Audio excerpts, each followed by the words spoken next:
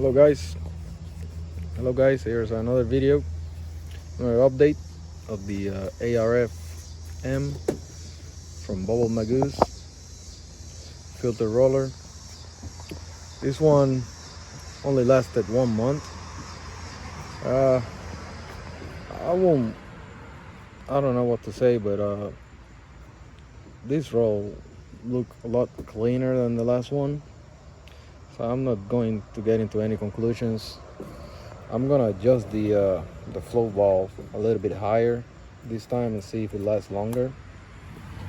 And then on the fourth update, I guess I will let you guys know for real how long these replacement rolls last.